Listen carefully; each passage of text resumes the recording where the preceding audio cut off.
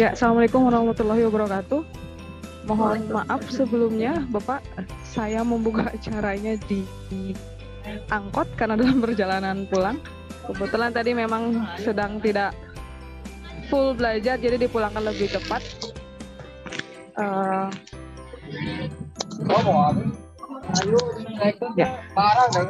Alhamdulillah kita bertemu lagi di acara diskusi budaya positif ini dengan para pembicara, yaitu Ibu Wida Dewiarti SPD, Bapak Dadang Ramdhani SPD, Bapak Komarudin SPD, yang pada kesempatan ini akan menyampaikan materinya.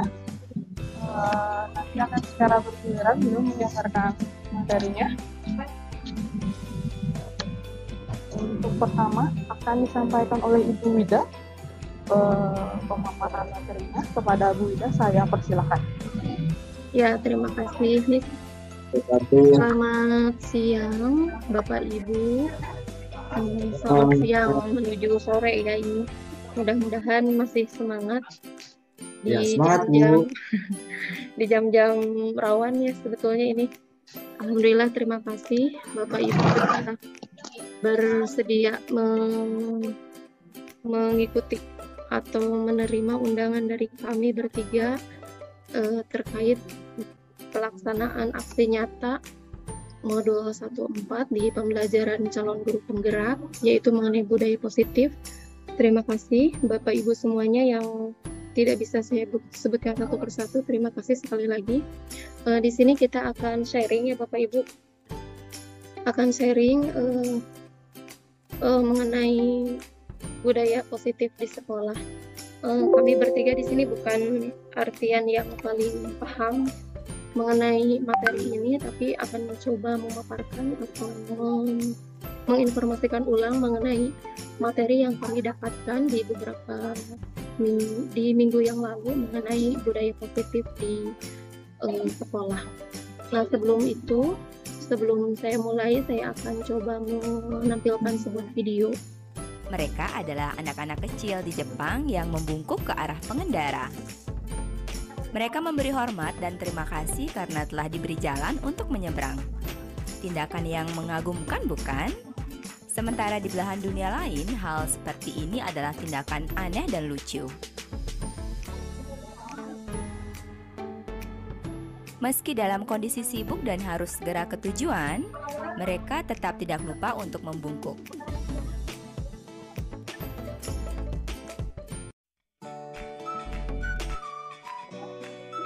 Tidak hanya itu, terhadap robot pun anak kecil di Jepang memberi hormat.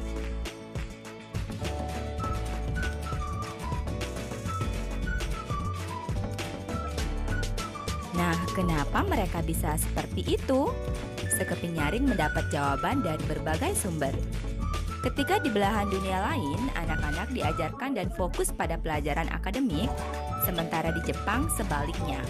Keluarga dan sekolah dasar lebih fokus memberi pelajaran tata krama, nilai-nilai kebaikan, dan kedisiplinan.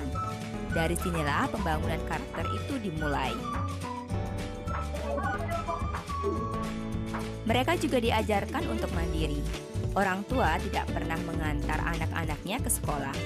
Berapapun umur mereka harus ke sekolah sendiri atau dengan teman-temannya. Anak-anak ini pergi ke sekolah dengan jalan kaki, naik sepeda, atau kendaraan umum seperti bus dan kereta. Mereka dilarang ke sekolah mengendarai mobil atau motor. Ini tentu saja melatih etos kerja keras dan sifat berhemat. Ya, sekolah kita sama tidak akan terbentuk dalam waktu yang singkat. Nah, mungkin kita bisa mulai dari sekarang. Bisa mulai dengan sharing pemahaman tentang budaya positif ini mulai dari sekarang dan untuk bisa diterapkan di sekolah kita masing-masing. Kemudian saya akan lanjutkan, mohon izin share screen.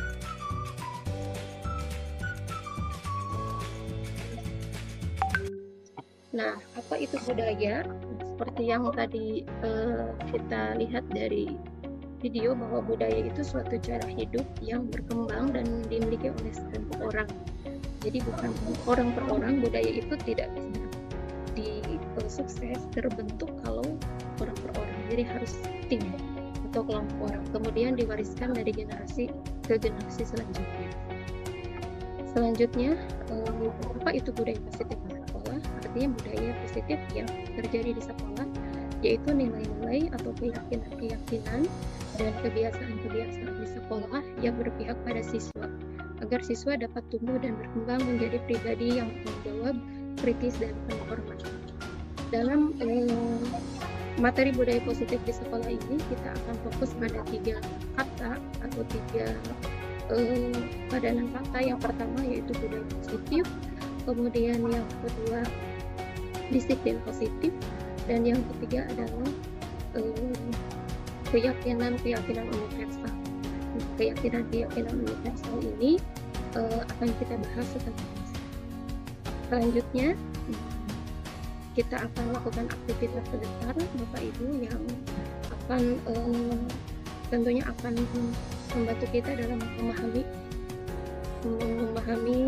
apa itu budaya positif dan disiplin positif.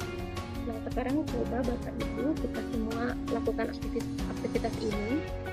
Pertama, silahkan kepalkan tangan Bapak Ibu semuanya, boleh yang kiri, boleh yang kanan. Nah, setelah dikepalkan, coba bayangkan Bapak Ibu, di dalam kepalan tangan Bapak Ibu itu tersimpan suatu barang yang dirasa sangat berharga untuk kehidupan Bapak Ibu, dan Bapak Ibu tentunya harus menjaga benda itu supaya tidak diambil orang lain. Bapak Ibu menjaganya dengan sekuat tenaga. Sudah seperti itu. Nah, sekarang coba bayangkan di samping kiri atau kanan Bapak Ibu ada seorang teman yang mencoba untuk membuka kepalan tangan Bapak Ibu yang isinya tadi barang yang berharga tadi. Nah, teman Bapak Ibu ada yang mencoba membuka kepalanya itu dengan cara membujuk, ada juga yang menghardik, kemudian ada juga yang mengintimidasi, terus mungkin ada yang marah, ada yang menggoda, menggelitik, dan lain-lain. Atau bahkan ada yang memberikan uang supaya Bapak Ibu membuka kepalan tangan Bapak Ibu. Nah, sudah seperti itu. Nah, sekarang coba Bapak Ibu, saya ajukan 2 pertanyaan. Bapak Ibu bisa menulis jawabannya di kolom chatnya ya Bapak Ibu. Nah, pertanyaan pertama, apakah Bapak Ibu akan membuka kepalan tangan Bapak Ibu? Kalau akan membuka, kenapa? Kalau tidak akan membuka, kenapa? Boleh, silahkan ditulis jawabannya di kolom chat ini. Tidak akan membuka, ya.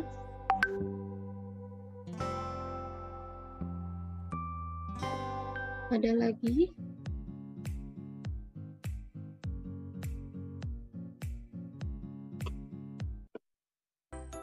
Tidak akan membuka karena sangat berharga. Nah, rata-rata tidak akan membuka ya Bapak Ibu, karena memang alasannya sangat berharga. Tidak mau barang yang Bapak Ibu punyai itu dimiliki oleh orang lain. Nah, sekarang lanjut ke pertanyaan kedua. Siapa yang memegang kendali kalau begitu Bapak Ibu? Yang memegang kendali untuk membuka kepalan tangan Bapak Ibu. Apakah Bapak Ibu sendiri atau orang lain?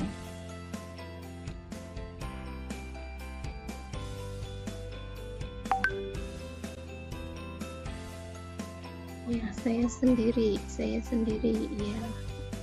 Tidak ada orang lain yang bisa membuka tangan kita selain kita sendiri. Nah, terima kasih Bapak Ibu.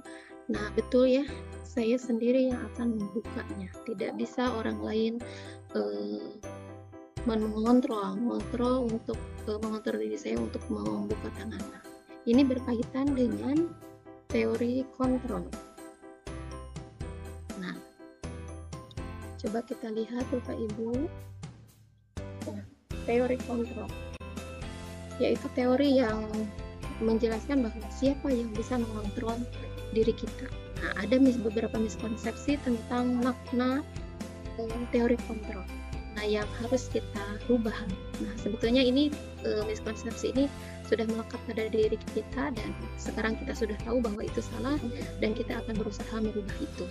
Nah, apa itu miskonsepsinya? Yang pertama, guru mengontrol murid. Jadi dalam konsep ini guru bisa mengontrol murid, padahal sudah kita tahu bahwa tadi dalam hal sepele saja, dalam hal membuka tangan saja orang lain tidak bisa mengontrol kita sendiri yang bisa mengontrol diri kita sendiri. Begitu pula dengan murid hanya bisa mengontrol diri sendiri, orang lain tidak bisa. Kemudian yang kedua, bahwa penguatan positif atau bujukan atau pujian atau rayuan itu efektif dan bermanfaat. Nah, itu miskonsepsi atau konsep yang salah. Jadi kita tidak bisa saling memberikan rayuan atau gombalan mungkin ya, karena itu dirasa efektif dan bermanfaat. Tentunya itu tidak sangat efektif sama sekali. Bisa dirasa efektif karena memang hanya untuk sementara gitu. Jadi kalau dia tidak ada bujukan, dia tidak ada rayuan, tidak akan melakukan aktivitas yang benar seperti itu. Nah, yang ketiga, konsep yang salah yaitu bahwa kritik dan membuat orang merasa bersalah akan merupakan barang. Nah, yang sebisa mungkin kita akan merupakan barang. Nah, yang sebisa mungkin kita menyampaikan kritik dalam bentuk yang lain, tidak dalam bentuk kalimat negatif. Nah, sekarang kita di materi ini kita akan belajar bagaimana kita memberikan kalimat positif, bagaimana kita melaksanakan disiplin positif. Jadi sebenarnya kita ubah paradigmanya dari kata-kata negatif menjadi kata-kata positif. Kemudian yang keempat, konsep yang salah yaitu bahwa orang dewasa memiliki hak untuk berkuasa. Kita anggap bahwa orang dewasa pasti berkuasa daripada kecil gitu. Nah, itu sebuah konsep yang salah, kita harus merubahnya. Kita berpikiran bahwa disiplin itu berhubungan dengan hukuman, kemudian disiplin itu berhubungan dengan keterpaksaan, disiplin pun berhubungan dengan sesuatu yang tidak nyaman. Nah, saya pernah mengadakan survei Bapak Ibu di suatu kelas. Saya dari 36 siswa di kelas tersebut, saya bertanya pada mereka apa yang kalian pikirkan sendiri. Ya, seperti tadi, paksaan, hukuman, dan lain-lain. Nah, di antara 36 itu, saya tanya siapa yang merasa nyaman dengan disiplin. Semua mengacungkan tangan, merasa tidak nyaman. Jadi tidak ada satu orang pun di kelas itu yang merasa nyaman dengan kata disiplin. Nah, berarti itu ada masalah dengan kata disiplin itu. Nah, kita coba rubah paradigmanya bahwa disiplin itu memang bukan hal yang negatif, tapi kita rubah paradigmanya bahwa disiplin itu merupakan sesuatu hal yang positif.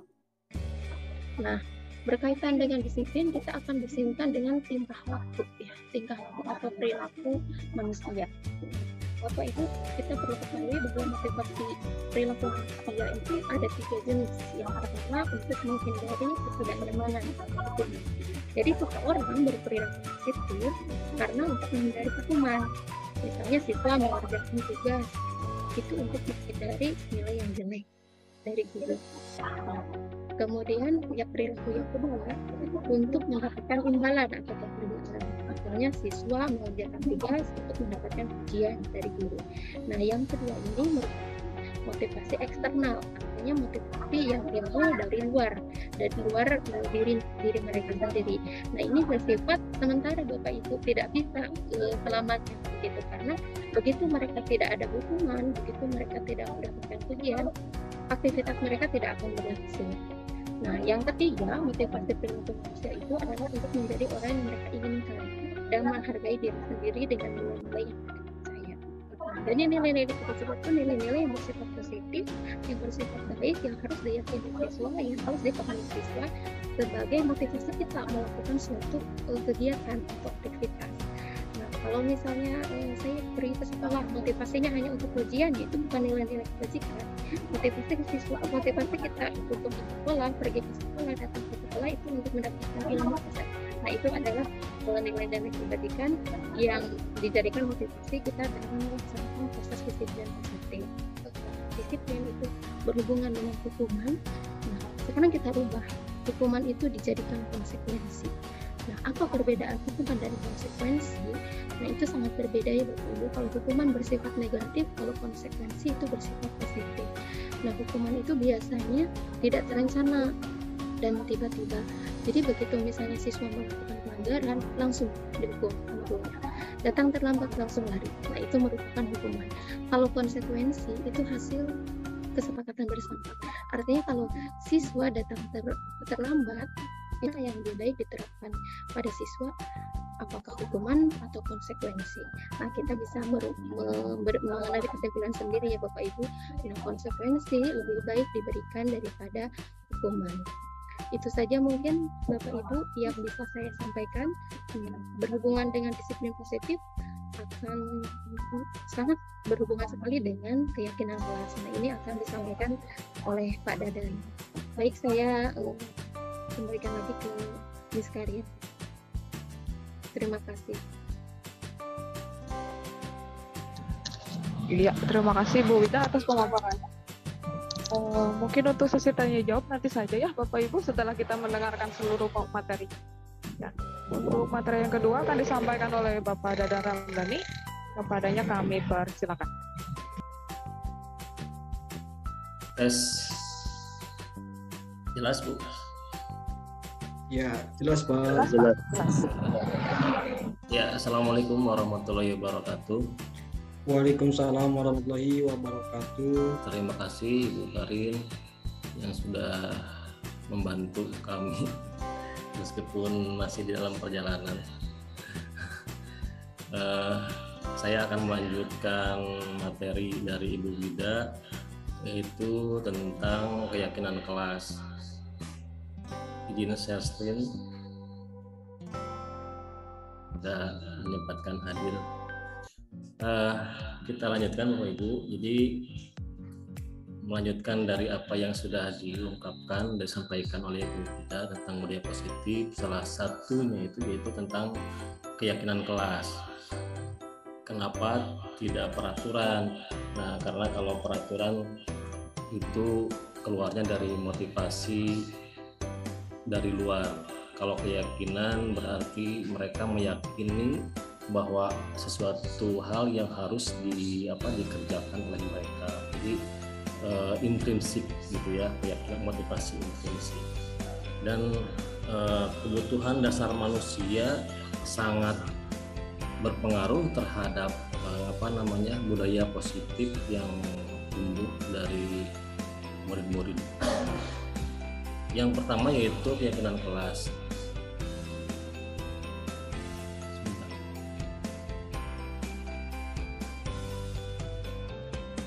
Nilai-nilai kebajikan universal kita sebut sebagai suatu keyakinan. Seseorang akan lebih tergerak dan bersemangat untuk menjalankan keyakinannya daripada hanya sekedar mengikuti serangkaian peraturan tertulis tanpa makna. Murid perlu mendengarkan dan memahami arti sesungguhnya tentang peraturan-peraturan yang diberikan. Apa nilai-nilai kebajikan di balik peraturan tersebut? Apa tujuan utamanya?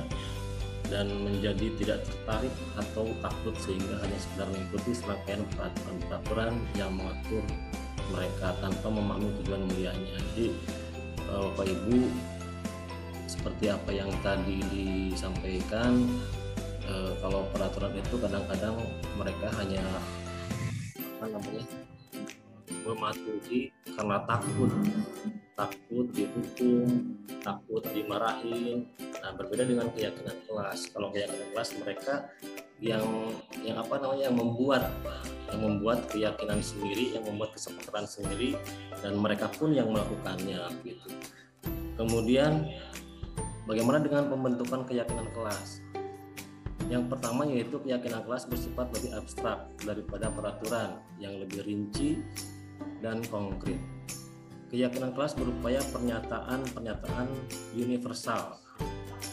Kemudian pernyataan keyakinan kelas senantiasa dibuat dalam bentuk positif.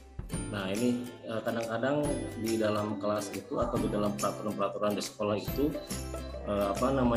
peraturan itu dibuat ada pernyataan yang masih bersifat negatif. Misalkan dilarang membuang sampah. Nah, kita rubah menjadi kalimat atau pernyataan yang positif. Jadi misalkan buanglah sampah pada tempatnya gitu. Dan masih banyak lagi peraturan-peraturan yang lain atau pernyataan-pernyataan yang lain yang mesti kita rubah menjadi bentuk positif. Kemudian keyakinan kelas hendaknya tidak terlalu banyak sehingga mudah diingat dan dipahami oleh semua warga kelas. Kalau menurut saya dan rekan-rekan di SMP Negeri 1 Salak, sekitar 7 dan atau sampai dengan 9 pernyataan cukup untuk disepakati atau membuat keyakinan kelas. Kemudian keyakinan kelas sebaiknya sesuatu yang dapat diterapkan di lingkungan tersebut. Nah, jangan sampai di lingkungan itu dibuat keyakinan kelas tetapi tidak mendukung gitu. Jadi disesuaikan dengan apa yang lingkungan tersebut tidak keluar dari lingkungan yang sulit diterapkan gitu. Kemudian semua warga kelas hendaknya ikut berkontribusi dalam pembuatan keyakinan kelas lewat kegiatan curah pendapat. Seyogianya untuk keyakinan kelas semuanya harus berkontribusi. Jangan sampai ada siswa atau murid yang tidak menyampaikan gitulah. Kita dengan siswa bercurah pendapat untuk membentuk keyakinan kelas yang disepakati oleh kita dengan siswa. Kemudian bersedia meninjau kembali keyakinan kelas dari waktu ke waktu. Sekiranya perlu dirubah melihat kondisi kelas dan lingkungannya, boleh nanti ditinjau kembali dan dirubah kembali sesuai dengan keyakinan yang ada di kelas tersebut. Kemudian bagaimana prosedur penyusunan keyakinan kelas? Yang pertama yaitu mempersilahkan warga sekolah atau murid-murid di sekolah atau kelas untuk bercurah pendapat tentang peraturan yang perlu disepakati di sekolah atau kelas. Kemudian mencatat semua masukan-masukan para murid atau warga sekolah di papan tulis atau di kertas besar, kertas ukuran poster. Jadi dicatat, kemudian ditulis di kertas yang besar, misalkan di kertas karton dan sebagainya. Kemudian susunlah keyakinan kelas sesuai prosedur pembentukan keyakinan sekolah atau kelas. Gantilah kalimat-kalimat dalam bentuk negatif menjadi positif. Jika masih ada kalimat-kalimat atau pernyataan yang negatif, kita ganti, kita rubah menjadi kalimat yang positif. Kemudian dari semua siswa pasti kemungkinan ada yang sama gitu ya dari keyakinan kelas yang dibuat oleh mereka, maka itu bisa ditinjau ulang kemudian disatukan supaya nanti tidak terlalu banyak. Kemudian tinjau kembali daftar curah pendapat yang sudah dicatat ya ada tadi. Kemudian tinjau ulang keyakinan sekolah atau kelas secara bersama-sama. Nah, ini jadi untuk meninjau keyakinan kelas kita melakukan bersama-sama dengan siswa, di mana yang akan dipakai, mana yang tidak perlu dipakai, disesuaikan dengan kondisi kelasnya masing-masing. Kemudian setelah keyakinan sekolah atau kelas selesai dibuat, maka semua warga kelas dipersilakan meninjau ulang dan menyetujui dengan menandatangani keyakinan sekolah atau kelas tersebut, termasuk guru dan semua warga murid. Nah, setelah ditinjau ulang, kemudian semua harus menyetujui dan menandatangani keyakinan tersebut, begitu, agar kita sepakat, agar mereka merasa bertanggung jawab apa yang mereka yakini, gitu. Kemudian keyakinan sekolah atau kelas selanjutnya bisa diletakkan di dinding kelas di tempat yang mudah dilihat semua warga kelas. Jadi sebanyak 7 sampai 9 keyakinan kelas atau kesepakatan nanti kita tempel di dinding kelas gitu, supaya nanti siswa-siswa bisa melihat keyakinan yang mereka buat sendiri. Kemudian, nah ini gambar ilustrasi ini tentang peraturan. Jadi keyakinan kelas itu berawalnya itu dari peraturan kelas gitu. Jadi kumpulan peraturan kelas kemudian menjadi keyakinan kelas yang seperti tadi sudah saya sampaikan. Dari peraturan itu kan mungkin ada kalimat-kalimat atau pernyataan yang negatif. Nah, di keyakinan kelas dibuat menjadi pernyataan yang positif. Nah, setelah keyakinan kelas akan tercipta lingkungan positif. Nah, setelah lingkungan positif maka akan mewujudkan budaya yang positif. Kemudian yang selanjutnya adalah kebutuhan dasar manusia. Seluruh tindakan manusia memiliki tujuan tertentu. Semua yang kita lakukan adalah usaha terbaik kita untuk mendapatkan apa yang kita inginkan. Ketika kita mendapatkan apa yang kita inginkan, sebetulnya saat itu kita sedang memenuhi satu atau lebih dari satu kebutuhan dasar kita. Nah, apa saja 5 kebutuhan dasar manusia tersebut? Ada 5 kebutuhan dasar manusia. Yang pertama adalah kebutuhan bertahan hidup. Nah, contohnya rasa aman, kesehatan, tempat tinggal, dan makanan. Nah, kadang-kadang saya sendiri merasakan dan mengalami hal yang merasa emosi begitu ya, ketika siswa terlambat masuk kelas dan mereka membawa makanan. Mungkin dia lapar gitu kan, karena kalau memang pada saat pembelajaran mereka di kondisi lapar pasti tidak akan kondusif gitu. Nah, kadang-kadang saya tidak sampai ke sana gitu. Ketika saya mendapatkan materi ini, saya merasa disadarkan lah gitu ya. Mungkin Bapak Ibu pasti merasakan hal yang sama mungkin ya, kadang-kadang kesel gitu kan, kadang-kadang emosi begitu.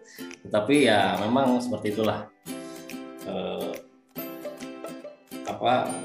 dilema lah gitu ya pada saat di kelas tersebut. Kemudian yang kedua yaitu kasih sayang dan rasa diterima.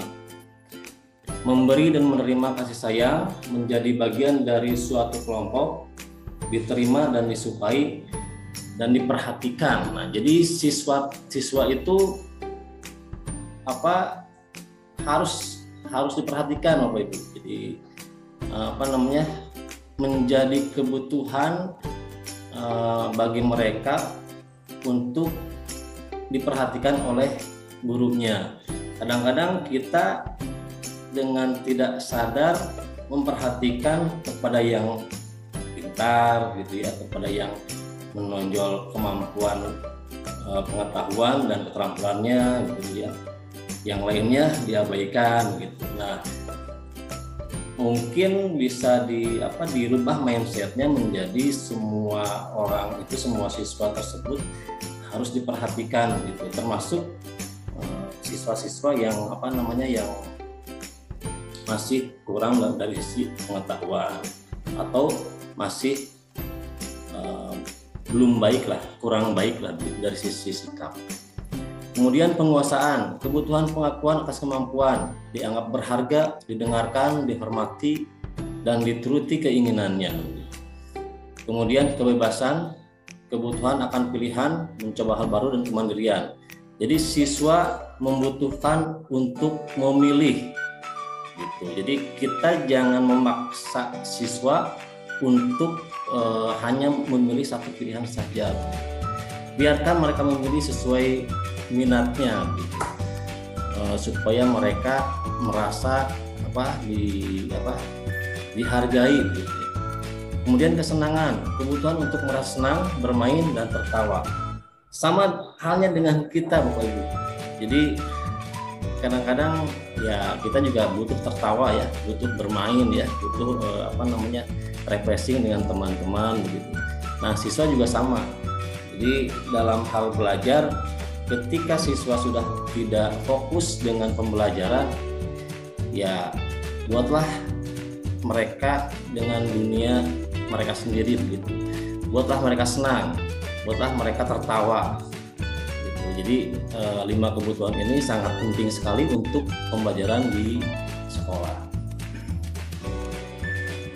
Kemudian, nah ini terakhir, mungkin semua orang senantiasa berusaha untuk memenuhi kebutuhannya dengan berbagai cara. Bila mereka tidak mendapatkan kebutuhannya dengan cara yang positif, mereka bisa melanggar peraturan atau melakukan hal-hal yang tidak sesuai dengan nilai-nilai kebajikan. Nah, Bapak Ibu, dari 5 kebutuhan dasar manusia itu, mungkin jika ada yang tidak terpenuhi, nah mungkin saja seorang siswa atau bahkan orang dewasa pun melakukan hal-hal yang negatif, gitu, hal-hal yang tidak sesuai dengan nilai-nilai kebajikan. Jadi saya harap setelah saya juga sama baru mendapatkan ilmu, Bapak Ibu, tentang hal ini, gitu kan, tentang keyakinan kelas, tentang 5 kebutuhan dasar manusia. Memang ini tidak mudah, gitu. Ini tugas kita bersama, pelan-pelan kita rubah mindsetnya, mudah-mudahan mudah-mudahan bisa tercapai begitu ya. Nanti mungkin akan dijelaskan oleh Pak Kokom tentang posisi kontrol sebagai guru dan restitusi. Mungkin itu saja dari saya.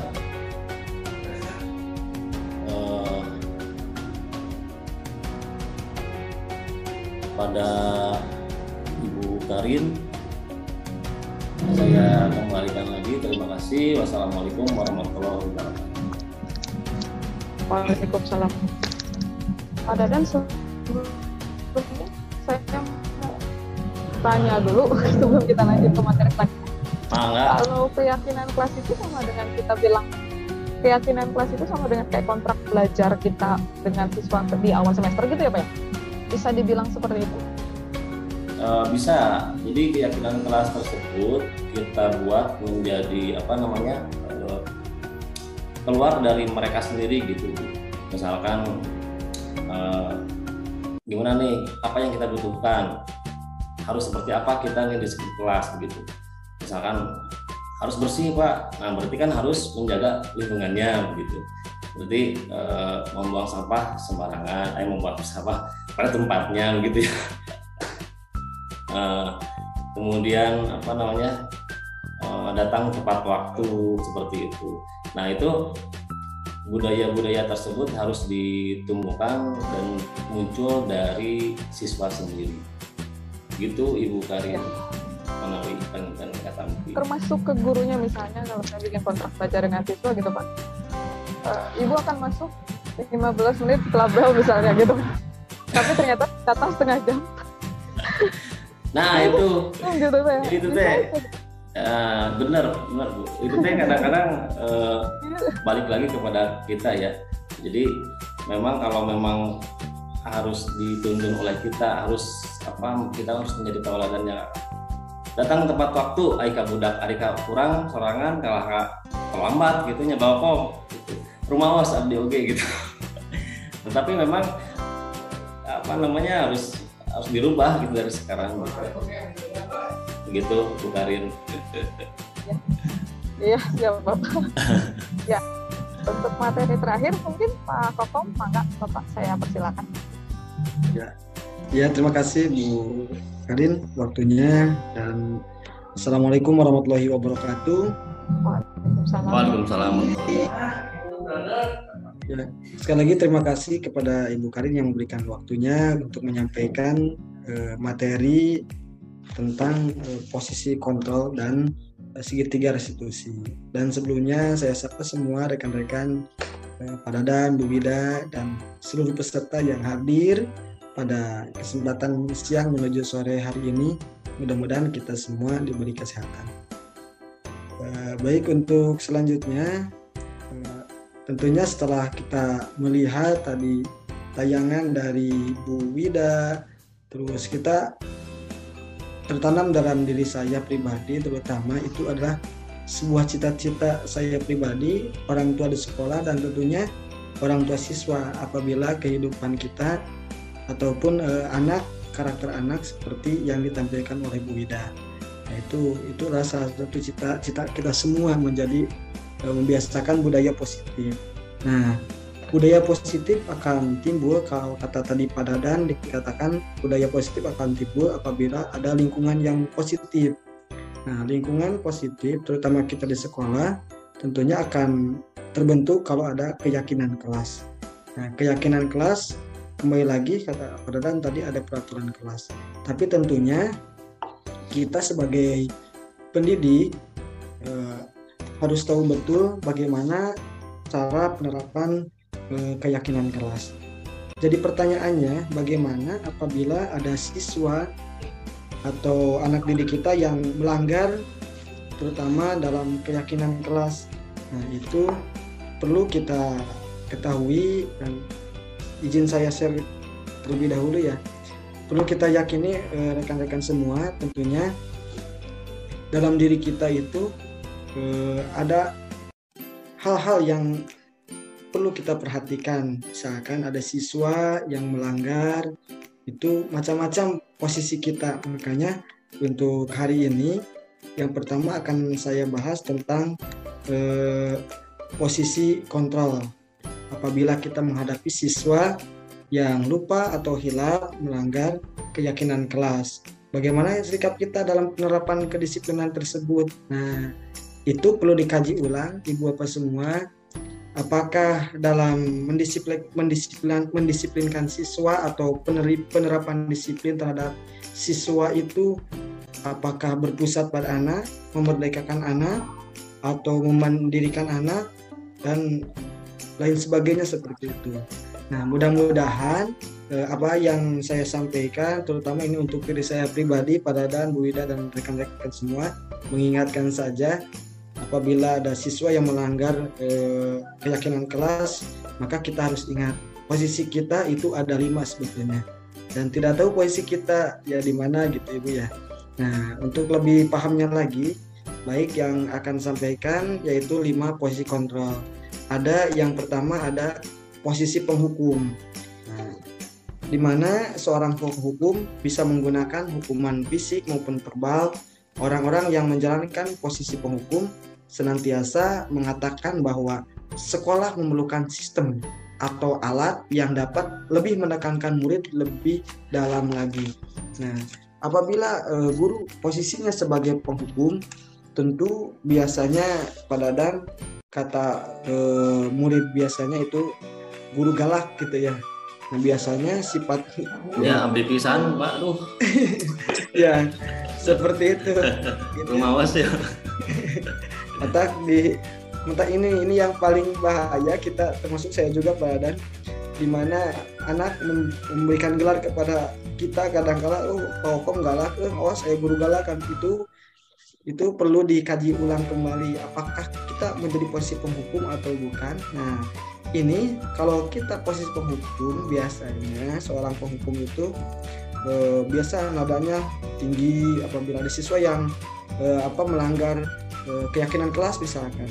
Nah, ini biasanya dipanggil, terus dimarah-marahi sambil dibentak, sambil ditunjuk-tunjuk seperti itu misalkan, sambil berkata suara nada keras. Itu adalah posisi penghukum. Nah, tentunya itu membuat ada nilai negatifnya, di mana si anak kemungkinan akan menyimpan dendam gitu Pak Dadan.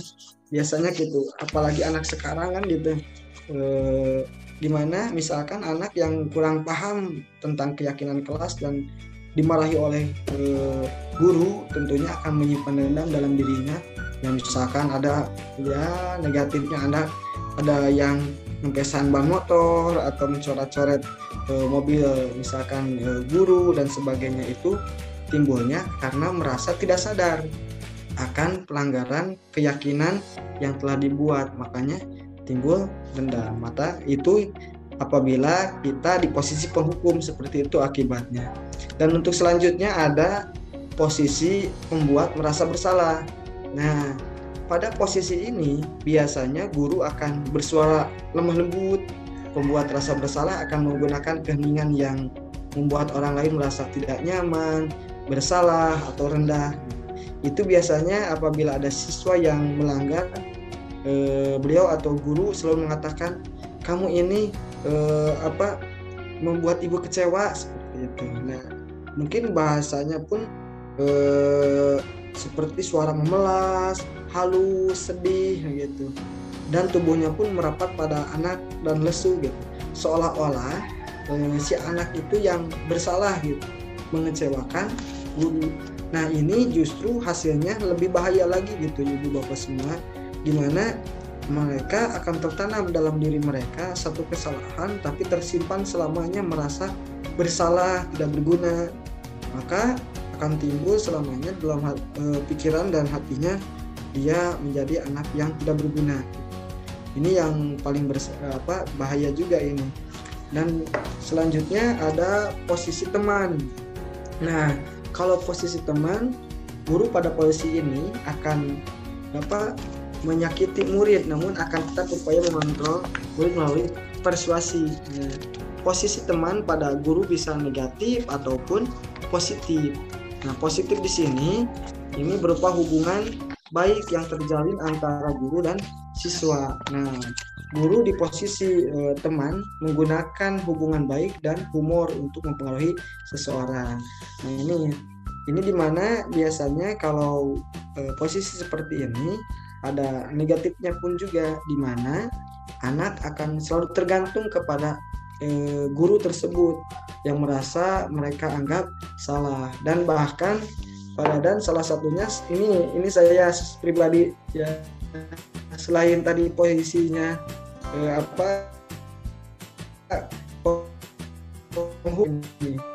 baru sadar setelah mengikuti CGP ini, di mana dapat ilmu anak diposisikan bagaimana cara anak lebih dekat kepada kita gitu. Terus si anak teh jadi keenakan tentunya gitu. Sampai-sampai bahayanya ibu bapak semua ternyata dia tidak mau sama guru lain gitu. Padahal yang lebih bagus, lebih pintar, lebih perhatian daripada saya itu banyak. Nah, ini paling bahaya tentunya. Makanya anak akan selalu ketergantungan kepada kita yang memposisikan anak sebagai teman apabila melakukan pelanggaran keyakinan kelasnya. Dan untuk selanjutnya ada posisi yang kelima, di mana posisi yang kelima itu adalah sebagai posisi pemantau, di mana memantau berarti mengawasi. Pada saat kita mengawasi, kita tergantung kita bertanggung jawab atas perilaku orang yang kita awasi. Dalam diri kita sebagai guru itu tertanam rasa tanggung jawab ya. Posisi pemantau berdasarkan pada peraturan-peraturan dan konsekuensi dengan menggunakan sanksi atau konsekuensi. Kita dapat memisahkan hubungan pribadi kita dengan murid sebagai seorang yang menjalankan posisi pemantau. Nah, gimana posisi pemantau? Ini misalkan ada anak yang melanggar keyakinan atau konsekuensi yang telah dibuat, misalkan pada melanggar keyakinan kesiangan 15 menit terlambat akan mengerjakan tugas atau harus menyelesaikan tugas pada jam istirahat, tidak boleh makan.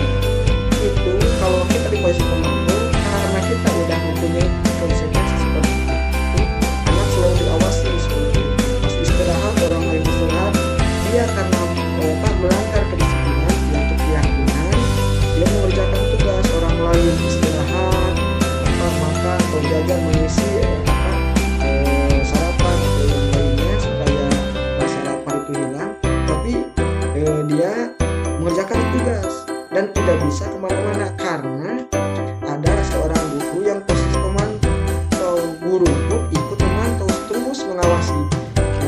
Nah, ini tentunya akan menghasilkan murid yang melakukan pelanggaran tersebut akan merasa tertekan, di mana dia akan tertekan kebebasannya dalam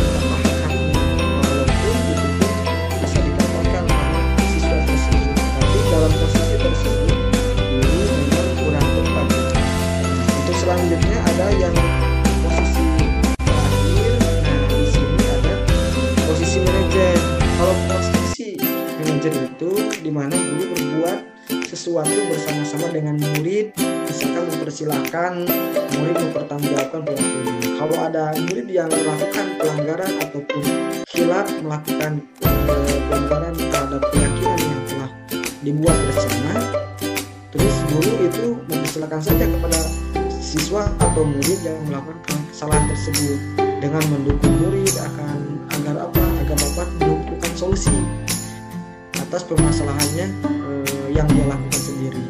Nah, seorang manajer itu tentunya telah memiliki keterampilan di mana ada posisi teman maupun memantau dan lain sebagainya. Nah, ini di mana di sini siswa melakukan kesalahan, makanya kembalikan lagi kepada siswa dan solusinya pun terhadap siswa kembali. Dengan demikian siswa merasa nyaman, bertanggung jawab, dan akan kembali lagi mereka akan sadar pelanggaran yang telah mereka lakukan, dan mereka pun tahu bagaimana konsekuensi apabila melanggar tersebut. Nah, insya Allah dengan demikian siswa akan merasa sadar dan tidak akan melakukan pelanggaran kembali. Itu tentang posisi kita. Nah, rekan-rekan ibu semua, apakah tentunya kita tinggal pilih nih kira-kira di posisi yang mana apabila ada siswa yang melakukan pelanggaran. Nah, nanti ibu bisa curhat saja ya sambil berjalan di chat ya, ya. Nanti misalkan saya posisinya di penghukum misalkan, atau posisi misalkan ada saya mau anak manajer, nanti silakan ibu posisi ibu di mana sekarang. Nah, kita sambil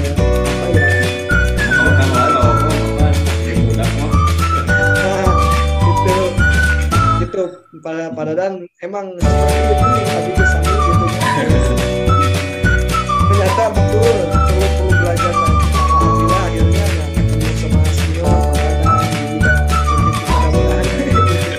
dan semua rekan-rekan yang ada di sini juga tentunya kemungkinan pada dan pasti ada yang bermaksudnya manajer kayak gitu. Dan luar biasa lah, mudah-mudahan kita bisa berubah kebiasaan kita untuk bersiap dan lain sebagainya. Nah, untuk selanjutnya ada segitiga restitusi. Nah, ini kenapa harus saya bahas? Karena ini perlu kenapa? Yaitu apabila ada siswa yang melakukan pelanggaran terhadap keyakinan kelas atau peraturan atau kelas atau keyakinan kelas, itu tentunya akan membuat karena posisi kita yang tadi kurang pas posisi kontrolnya di mana. Tentunya harus ada proses menciptakan kondisi bagi murid untuk memperbaiki kesalahan mereka sehingga mereka bisa kembali pada kelompok mereka dengan karakter yang lebih kuat. Itu kata pesan. Nah, restitusi juga merupakan proses kolaboratif yang mengajarkan murid untuk mencari solusi untuk masalah mereka dan membantu murid berpikir tentang orang seperti apa yang mereka inginkan dan bagaimana mereka harus memperlakukan orang lain. Itu dikutip dari salah satu kalangan Islam. Nah, ini salah satunya ada di segitiga restitusi. Nah,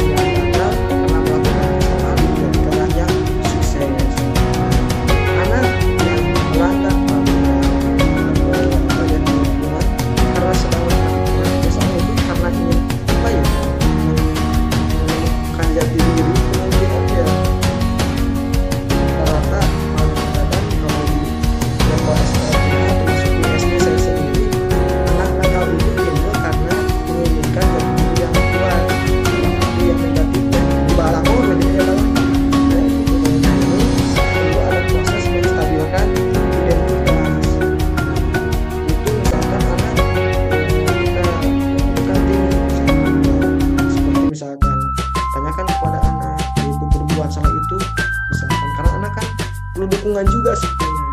Nah, di sini misalkan kita kasih penerangan di mana dalam menstabilkan identitas anak itu jangan langsung kamu teh salah, enggak, tapi kita beri apa ya, beri dukungan, bukan kesalahannya, beri dukungan kepada mereka untuk lebih baik. Dimana misalkan anak yang berbuat salah itu kita katakan berbuat salah itu tidak apa-apa, bukan benar tapi tidak apa-apa, tapi alangkah lebih baiknya misalkan, atau misalkan ya manusia itu tidak ada yang sempurna, pasti ada salahnya. Nah, anak akan terubah, berarti saya juga masih ada kesempatan untuk berbuat baik, itu ada salah satu. Nah, ini adalah salah satu segitiga yang dijalani, yaitu yang pertama menstabilkan identitas, dan yang kedua yaitu validasi tindakan yang salah.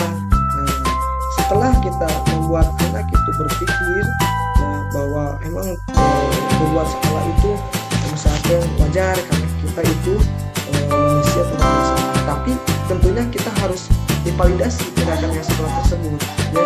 Karena apa? Karena anak kemungkinan melakukan kesalahan itu ada alasannya.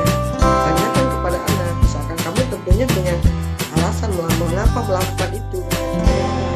Itu tentunya anak merasa akan mencurahkan seperti itu pada dan Bu Ida ya, mencurahkan saya berbuat salah teh gini misalkan karena terpaksa, karena mencari identitas ayah misalkan supaya lebih kuat, ayah balat seperti bahasanya gitu pada dan.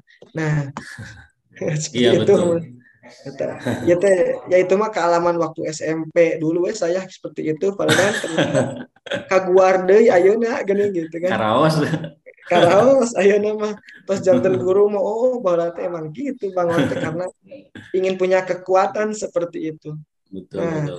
Nah, terus misalkan tanya lagi, adakah misalkan cara efektif untuk mendapatkan yang kamu butuhkan, misalkan tadi ya karena kita butuh tenaga atau kekuatan, misalkan carilah yang efektif, hal yang lebih baik, misalkan tingkatkan belajar ataupun kamu menjadi sang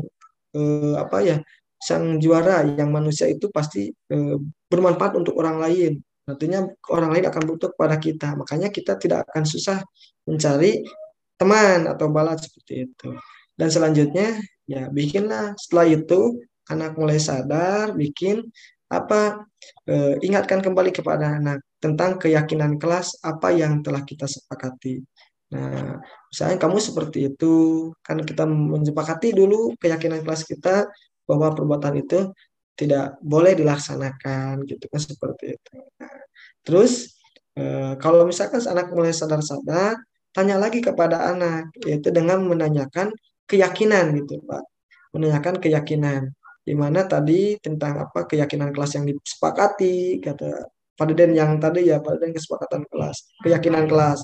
Nah ini setelah itu tanya lagi kepada anak supaya lebih kita yakin kembali ya. Nah, kamu ingin menjadi orang seperti apa? Misalkan kalau terus seperti melanggar, tentunya kita juga pasti berpikir bahwa anak akan mencetak siswa yang tidak menerapkan budaya positif nantinya, jadi budaya negatif terus. Anak mungkin dengan tersebut menggunakan segitiga restitusi, anak tidak akan terjerumus betah di rasa bersalah. Adapun yang mereka melakukan kesalahan itu ternyata insya Allah bisa diperbaiki dengan penerapan segitiga restitusi. Mungkin Ibu Bapak semua, walaupun penerangannya atau yang saya sampaikan itu sangat singkat gitu ya Bu, mohon maaf, dan mudah-mudahan ada manfaatnya ya. Mungkin itu yang dapat saya sampaikan Bapak Ibu semua. Saya kembalikan lagi ke Bu Karin. Terima kasih. Assalamualaikum warahmatullahi wabarakatuh. Waalaikumsalam warahmatullahi wabarakatuh. Terima kasih Bapak Kom. Sebenarnya berarti menjadi seorang guru yang galak tuh bukan suatu prestasi juga ya Pak ya? Ya betul. Bukan suatu yang harus anak-anak biar takut sama saya, enggak juga ya Pak ya, bukan seperti Ya, itu ya. bukan suatu kebanggaan. Kita emang Iya. Bu, ini pengalaman pribadi ya. Ini ternyata kadang-kadang anak juga kalau kita bersifat galak pada dan anak itu nurut gitu ya. Nah, itu Tapi, betul. tapi ketakutan nurut itu karena takut sebetulnya bukan karena kesadaran itu yang gagalnya kemungkinan pada Bu Kayaknya Ina dan Bu Karin nih, Bu Karin sebagai manajer kayaknya ya. Enggak Pak, bukan. Kayaknya di poin 1 sama poin 2 deh saya. Itu motivasi eksternal itu, Miss. Iya, Motivasi betul. perilaku yang Ya. Betul. dan itu hanya sementara, bisa mereka melakukan tapi sementara. Kalau tidak ada guru yang galak itu ya seperti biasa Iya, lagi betul. gitu. Tidak ada sosok gitu ya Bu ya. Iya. Betul. Betul. Ya. Ya mungkin ya kebutuhan dasarnya pun yang kayak tadi disampaikan mungkin ada yang belum terpenuhi, bisa jadi begitu kan. Kenapa anak nakal? Wah, candahar ternyata.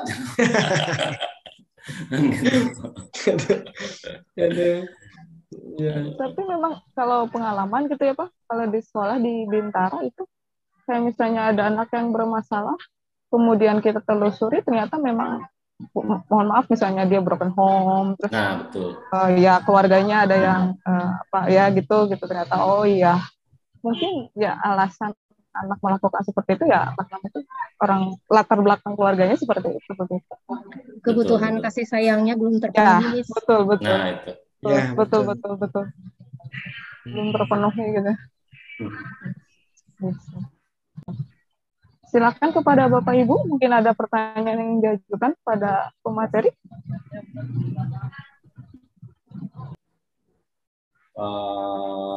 Nuri tadi mana ya Pak Nuri?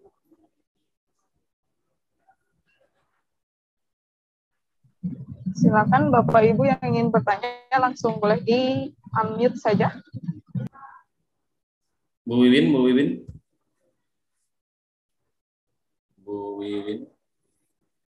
Ibu Ratna.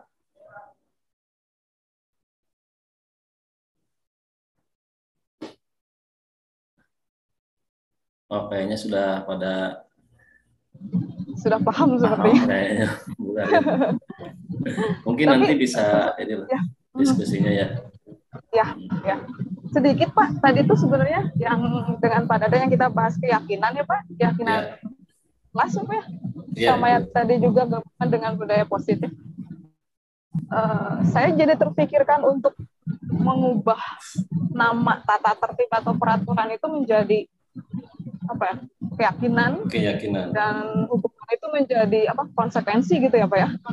Iya, sepertinya betul. Akan lebih seperti ramah terdengar di telinga daripada tata tertib hukuman gitu kan ya Pak ya. Iya betul.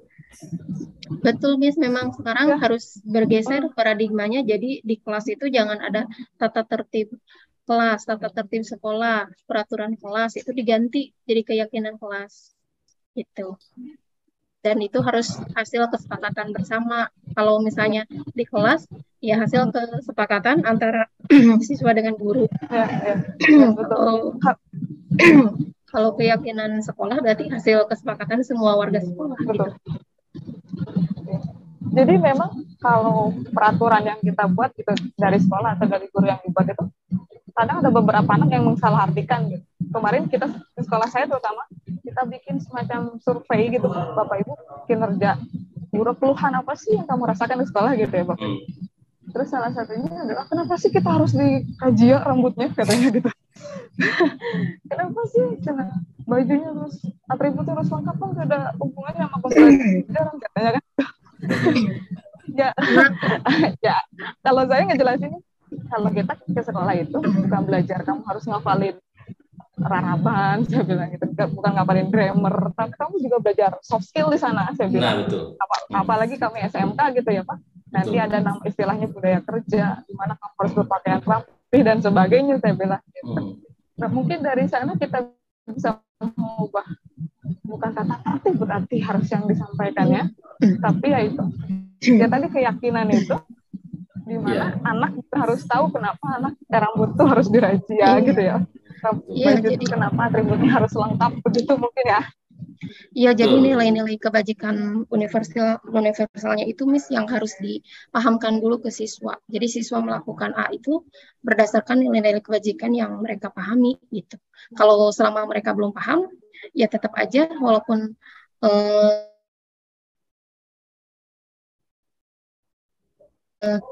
kalau misalnya mereka paham dengan rambut pendek itu keuntungannya ini, berarti mereka akan dengan senang hati melaksanakannya.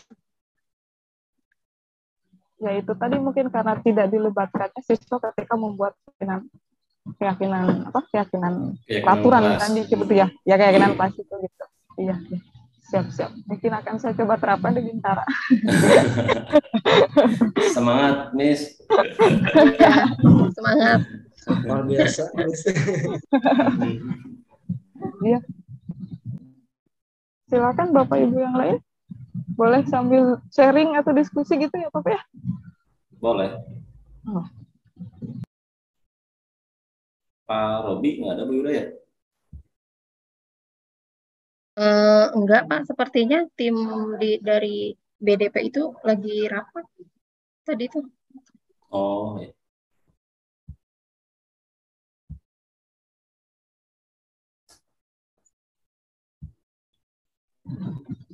Saya masih dalam perjalanan pulang Pak ini. Mohon maaf kalau suaranya terdengar. Nggak apa-apa Bu. Ini baru sampai Subang. Sedang menuju rumah.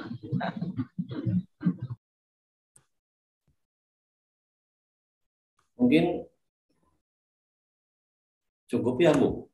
Ada lagi yang ini gitu? Iya, Sepertinya boleh. cukup ya. Ya, boleh. Ya. Iya, jika tidak ada pertanyaan, kita cukupkan saja karena kebetulan sudah ada nakar ya. Bapak Ibu takutnya mau ada yang sholat. Iya betul. Ya, dan mau melanjutkan aktivitasnya. Gitu. Akhir kata, mohon maaf yang sebesar-besarnya dari saya selaku pembawa acara. Mohon maaf tidak maksimal membantu acaranya karena dalam perjalanan. Ya, terima kasih Miss. Hatur nuhun Miss, sapunten. Luar biasa. Tuh, kabantos pisan. Ya, Mudah-mudahan bisa secepatnya bertemu di dunia nyata ya. asik. Boleh. Amin. Kita diskusi bareng. Ya, siap, Kak. Ya, terima kasih kepada para pemateri luar biasa kita. Semoga lancar Bapak Ibu sampai nanti Amin. berhasil menyandang sebagai guru penggeraknya. Amin. Amin. Ya, Amin. ditunggu sharing informasi bermanfaatnya kepada kita semua. Siap. Siap. Akhir kata, Assalamualaikum warahmatullahi wabarakatuh. Waalaikumsalam warahmatullahi wabarakatuh.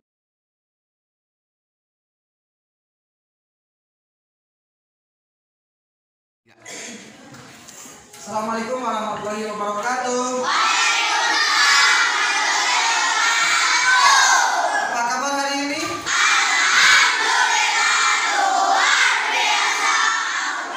Tulis keyakinan kalian tentang bagaimana kita melaksanakan budaya positif atau disiplin. Mulai dari sekarang.